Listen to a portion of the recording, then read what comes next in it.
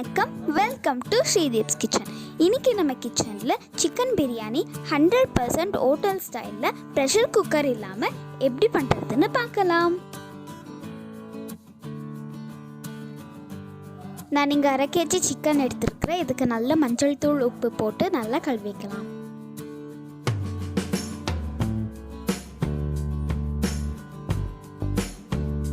இப்போ வாங்க சிக்கனை மேக்னேட் பண்ணிக்கலாம். இப்போ ஒரு மிக்சிங் பவுல் எடுத்துக்கோங்க. அந்த மிக்சிங் பவுலில் 1 கப் தயிர் ஆட் பண்ணிக்கோங்க. இப்போ 1 டேபிள் ஸ்பூன் தனி மிளகாய் தூள் சேர்த்துக்கோங்க. இப்போ 1 டீஸ்பூன் பெப்பர் பவுடர் சேர்த்துக்கோங்க. இப்போ கலருக்காக 1 டீஸ்பூன் காஷ்மீரி மிளகாய் தூள் சேர்த்துக்கோங்க. 1/2 டீஸ்பூன் மஞ்சள் தூள் சேர்த்துக்கோங்க. 1 டேபிள் ஸ்பூன் இஞ்சி பூண்டு விழுது சேர்த்துக்கோங்க.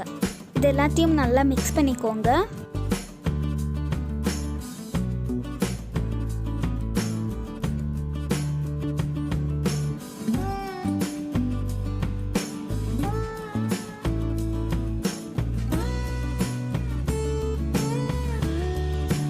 இப்போ கழுவி வச்சிருக்கிற சிக்கன் பீசஸை இதுக்கு ஆட் பண்ணிக்கோங்க.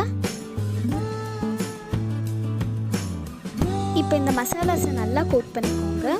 இப்போ இதை 1/2 மணி நேரம் நல்லா ஊற வச்சுக்கோங்க. நீங்கள் காலையிலேயே சிக்கன் வாங்கிட்டு ஊற வச்சு மத்தியானம் செய்கிறதா இருந்தால் சிக்கன் நல்லா இன்னும் சாஃப்டாக இருக்கும். இப்போ லிட்டை க்ளோஸ் பண்ணி இதை ஃப்ரிட்ஜில் வச்சுடுங்க. நான் இதை 4 ஹவர்ஸ் ஊற வைக்க போகிறேன்.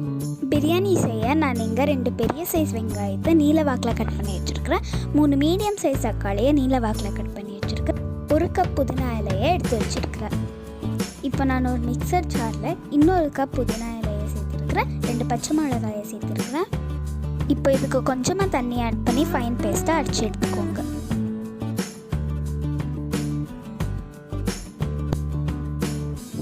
நான் இங்கே 1/2 கப் பாஸ்மதி ரைஸ் எடுத்துருக்கிறேன், கிட்டத்தட்ட 400 கிராம்.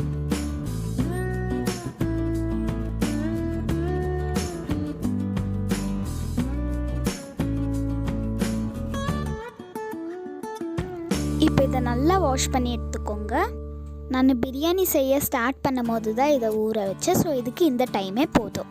இப்போ ஒரு பாத்திரம் எடுத்துக்கோங்க. பாத்திரம் நல்லா ஹீட் ஆனதும் 3 டேபிள் ஸ்பூன் ஆயில் சேர்த்துக்கோங்க. 1 டேபிள் ஸ்பூன் நெய் சேர்த்துக்கோங்க.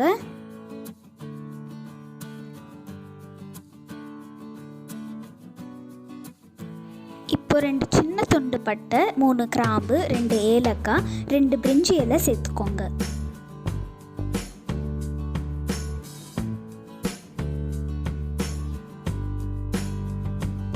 இப்போ நறுக்கி வச்சிருக்கிற வெங்காயத்தை சேர்த்துக்கோங்க.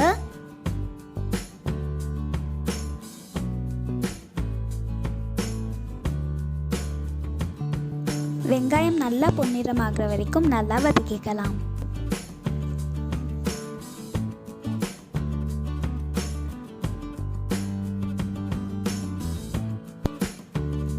நம்ம சேர்த்துருக்கிற வெங்காயம் எவ்வளோ நல்லா வதங்குதோ நம்ம பிரியாணியோட டேஸ்ட் அவ்வளோ நல்லா வரும். இப்போ 4-5 கருவேப்பிலை இலைகள் சேர்த்துக்கோங்க. நம்ம மேக்னேஷனில் கொஞ்சம் உப்பு சேர்த்துருக்கோம். ஸோ பார்த்து உப்பு சேர்த்துக்கோங்க.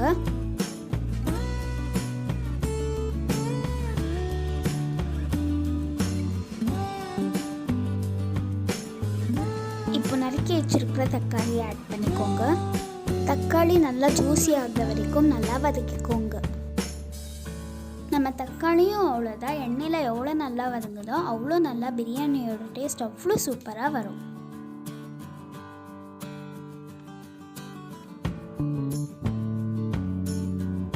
இது பாருங்க, நம்ம தக்காளி வெங்காயம் எவ்வளோ நல்லா எண்ணெயில் வெந்திருக்குதுன்னு. இப்போ நம்ம அரைச்சி வச்சிருக்கிற புதினா பச்சை மிளகாயோட பேஸ்ட் இதுக்கு ஆட் பண்ணிக்கலாம்.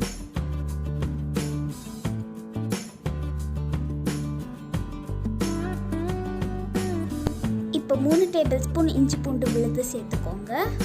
இஞ்சி பூண்டு விழுது அப்புறமா புதினா பேஸ்டோடைய பச்சை வாசனை போகிற வரைக்கும் நல்லா வதக்கிக்கோங்க.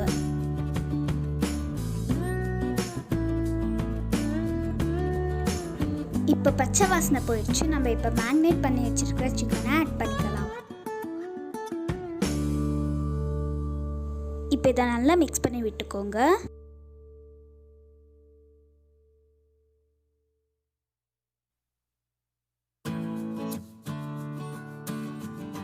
இப்போ கொஞ்சமாக எலும்பிச்சை பழத்தோடைய சாறு சேர்த்துக்கோங்க.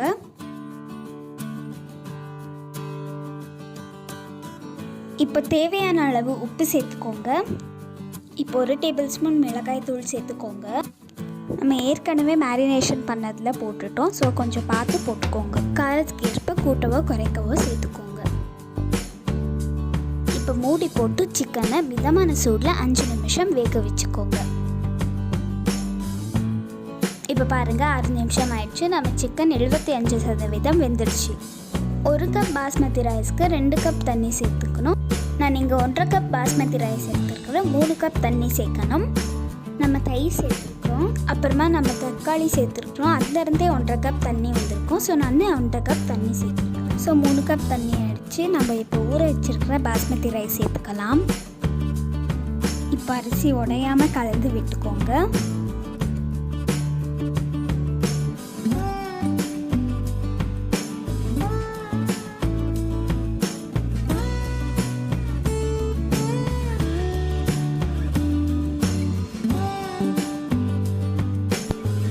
நம்ம வச்சிருக்கிற புதினால பாதி புதினா சேர்த்துக்கலாம்.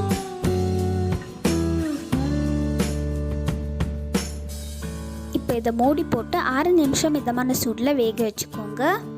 இப்போ 6 நிமிஷம் ஆயிடுச்சு. நம்ம ரைஸ் 50% வெந்துடுச்சு. இப்போ இதை நல்லா மிக்ஸ் பண்ணிக்கோங்க.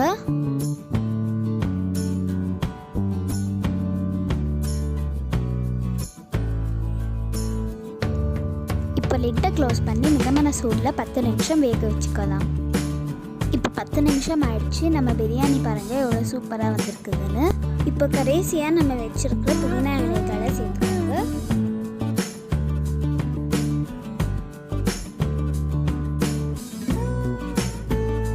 பாருங்கள் நம்ம பிரியாணி கொஞ்சம் கூட ஒட்டாமல் எவ்வளோ நல்லா வந்திருக்குதுன்னு. நீங்களும் இந்த ரெசிபியை இங்கே சொல்லியிருக்கிற டிப்ஸ் எல்லாம் ஃபாலோ பண்ணி எப்படி வந்துச்சுன்னு கமெண்ட் செக்ஷனில் சொல்லுங்கள். உங்களுக்கு இந்த வீடியோ பிடிச்சிருந்துச்சுன்னா லைக் பண்ணுங்கள், ஷேர் பண்ணுங்கள், கமெண்ட் பண்ணுங்கள். மறக்காமல் ஸ்ரீதீப் கிச்சன் சேனலுக்கு சப்ஸ்கிரைப் பண்ணுங்கள். இதே போல் ஒரு சுவையான சமையலோட அடுத்த வீடியோவில் பார்க்கலாம். அது வரைக்கும் நன்றி, வணக்கம். Have a happy cooking day.